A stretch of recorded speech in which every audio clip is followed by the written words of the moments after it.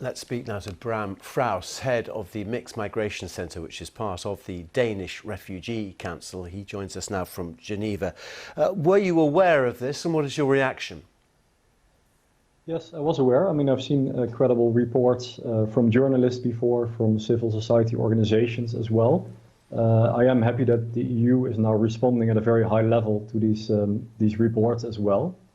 I think it's unacceptable. I mean, I think this is not the way to manage migration and asylum. These pushbacks are indeed illegal. We see two forms of pushbacks here. On the one hand, it's expulsions of people who have already accessed Greek territory, but we also see measures basically meant to prevent people from accessing Greek territory and thereby preventing people from exercising their right to seek asylum. So I think it's all very, very concerning. Is it credible that the European Frontex force, we saw one of their boats in Fergal's report, don't know about this? I don't think it's credible they don't know about it. To what extent they're actively involved, I wouldn't dare to say.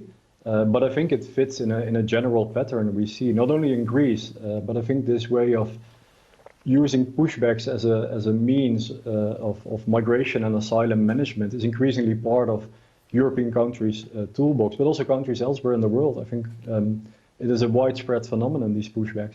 There's a wider problem here, of course. We know that a lot of people who live in Greece, having previously welcomed migrants, now feel they've been overwhelmed. It breaks international law by sending them back, pushing them back. It doesn't break Greek national law. And isn't it for Europe to actually provide more support for countries like Greece, Spain, Italy, for example, in dealing with the numbers of migrants?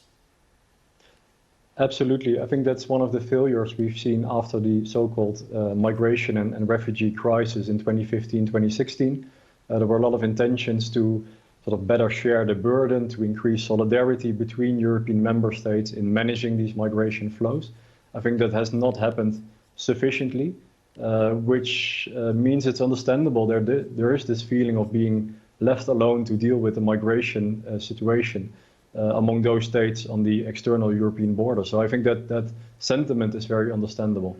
Of course, Europe did a deal with Turkey back in 2016 to try and stop the wave of migrants coming through. That has been affected, obviously, by COVID.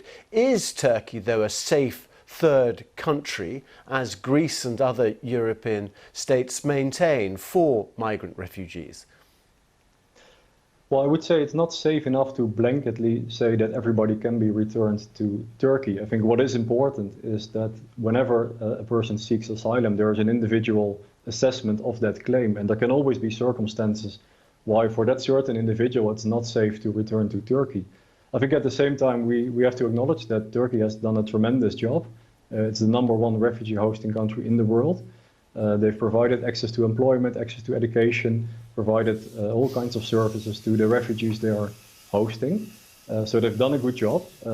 It's not necessarily safe for everybody. And I think what is also concerning is that there's sort of this domino effect. If Europe is preventing people to access from Turkey, what we might see next, and we see that in many places around the world as well, is that those countries might prevent access into their territories, which means that Turkey, in this case, might be preventing Syrians from fleeing Syria. And I think then we have a real problem. Yeah, I mean, I was just going to pick up on that because non-European migrants are not granted international protection, are they, in Turkey under the 1951 Refugee Convention?